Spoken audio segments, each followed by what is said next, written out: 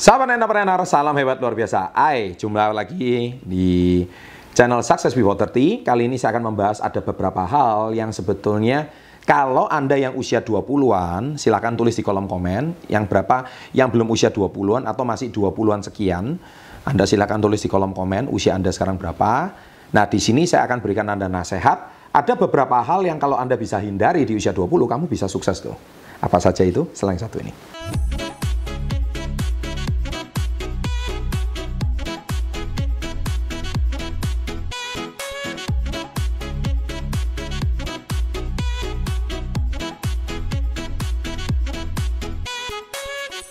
Nah, jadi sahabat entrepreneur, sebetulnya orang sukses tidak akan melakukan 5 hal ini di waktu mereka usia 20-an. Saya sendiri juga pernah usia 20-an ya. Saya juga waktu usia 18, 19 itu saya juga sudah sibuk kuliah, saya juga sudah sibuk berbisnis. Artinya saya juga tidak sempat melakukan 5 hal ini. Tapi saya percaya 5 hal ini kebanyakan dilakukan oleh orang-orang teman-teman seusia kalian. Bagi mereka yang belum berbisnis dan memikirkan masa depannya. Nah, apa saja itu? Kalau Anda mau tahu, jangan lupa subscribe. Jangan lupa loncengnya diaktifkan. Saya tunggu ya. 3, 2, 1. Terima kasih. Baik. Yang pertama, mereka tidak peduli dengan teman-teman sebayanya. Maksudnya tidak peduli itu tidak terlalu mendengarkan kata-kata mereka. Jadi gini, kalau hari ini ada jualan, mungkin teman-teman kamu bully kamu. Jualan gitu. Nah, kamu nggak usah terlalu peduli. Anak-anak muda itu terlalu peduli dengan kata temannya. Ya, mereka takut kehilangan teman, terus nanti takut dicap sombong, takut dicap acu tak acu. Sehingga teman itu, anak muda itu seringkali bingung menentukan mana teman, mana yang teman bisa diajak maju, mana teman yang membangun masa depan.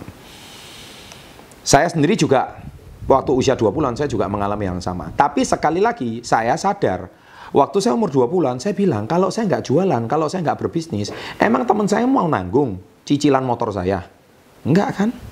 Emang teman saya itu mau nanggung kalau ibu saya sakit? Enggak kan?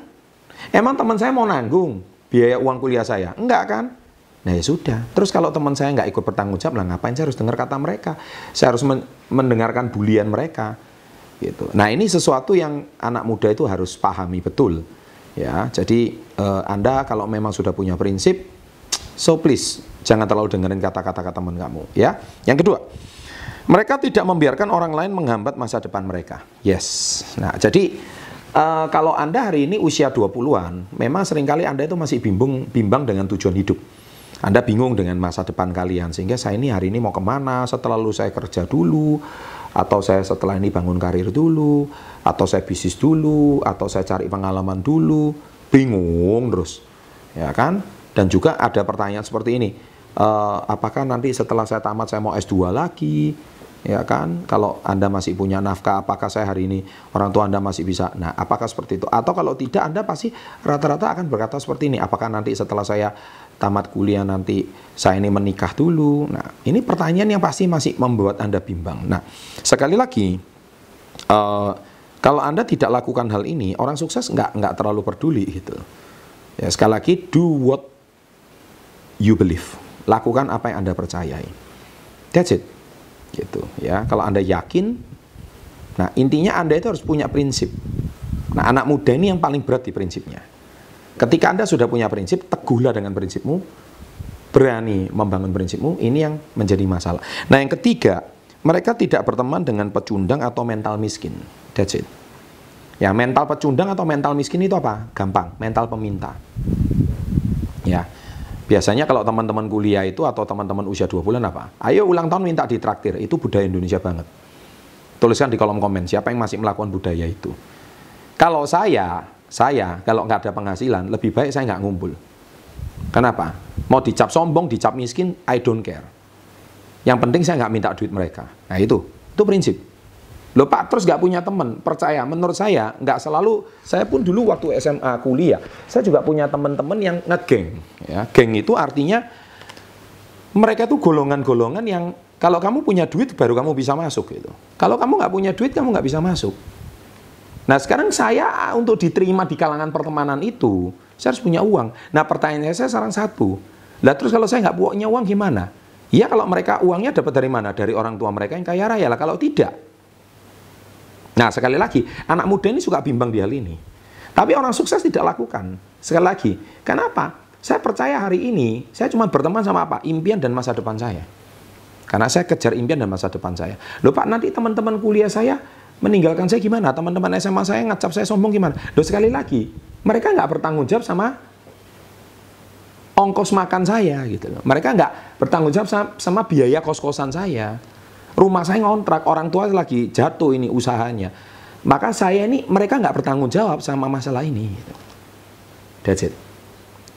So, tuliskan di kolom komen ya, siapa yang ngalamin masa-masa seperti ini? Tolong tuliskan. Kebimbangan-kebimbangan seperti ini, itu jangan dibiarkan membabi buta. Maka seumur hidup, kalian tidak akan pernah bisa punya satu prinsip untuk membangun kesuksesan. Makanya, mungkin kalian tidak diterima di kalangan sosial tertentu, kalangan teman tertentu. Sudah. Biarin aja. Wah, temannya sama yang melarat semua. Ya sudah, biarin aja. Kenapa? Bahkan mungkin Anda nggak punya waktu berteman. Ya kan? Teman kamu cuma teman kerja, teman kantor mungkin. Harus jualan, nggak usah peduli gitu. Paham ya? Nah, ini sesuatu yang harus Anda miliki, prinsip seperti ini. Nah, seringkali anak muda itu bimbang, supaya saya diterima di kalangan pertemanan, waduh, supaya saya ini diterima, maka saya harus berpenampilan seperti kayak gengnya gitu. Dan geng itu membutuhkan biaya yang besar. Dan biaya dari mana gitu. Supaya saya diterima di lingkungan sosial saya, maka saya harus pakai motor. Supaya saya diterima di lingkungan sosial saya, maka saya harus berpenampilan yang mewah. Supaya saya diterima di lingkungan pertemanan geng saya harus pakai handphone yang mahal, iPhone X contohnya. Kalau tidak, saya tidak akan diterima di kalangan mereka. Bullshit semuanya. Sekali lagi, orang sukses tidak akan lakukan itu. Kenapa? Karena orang sukses dia akan jalanin. Loh Pak, bukan orang sukses kita harus networking dengan orang-orang yang lebih atas. Yes, networking apanya? Kalau Anda networking dengan cara berpikir, ya harusnya Anda networking bukan teman-teman seusia 20-an. Anda harus networking dengan ayahnya, dengan orang tuanya. Nah itu yang benar. Gimana orang tuanya bisa membuat anak-anaknya kaya raya? Karena saya nggak yakin kalau Anda hari ini berteman dengan anak-anak orang kaya, belum tentu mereka yang hebat, orang tuanya yang hebat. Nah itu tulis di kolom komen. Belum tentu anak orang kaya itu anak yang hebat, tapi orang tuanya yang hebat. Dan celakanya Anda berteman sama anak orang kaya yang taunya cuma minta duit sama orang tua. Wah, nih kena tampar nih. Tulis nih, di detik keberapa. Ya, jadi sekali lagi anak muda jangan lakukan kebodohan seperti itu di usia 20-an. Oke? Yang keempat, mereka tidak buang-buang waktu. Pasti. Karena mereka sadar mereka masih muda, mereka akan all out dan mereka tidak akan buang-buang waktu. Dan yang terakhir, mereka tidak pernah menyerah. So, 5 hal ini lakukan. Niscaya Anda akan mengalami suatu kemajuan di sebelum usia 30 tahun. Niscaya Anda akan sukses sebelum usia 30 tahun. Jadi nasihat-nasihat saya ini murni dari pengalaman saya pribadi. Saya hari ini, bagi teman-teman kuliah saya yang nonton channel saya mohon maaf, kalau waktu kuliah dulu saya nggak banyak berkumpul sama kalian. Nah ini saya bikin pengakuan dosa ini ya teman-teman. Karena saya sedang membangun karir dan masa depan saya. I'm sorry about that ya. Tapi hasilnya Anda bisa lihat 20 tahun kemudian gitu. Ya, saya nggak pernah pinjam duit sama teman saya 1 rupiah pun. Gitu, ya kan? Teman saya yang saya pernah pinjemin duit, ngaku deh, kayaknya nggak pernah deh.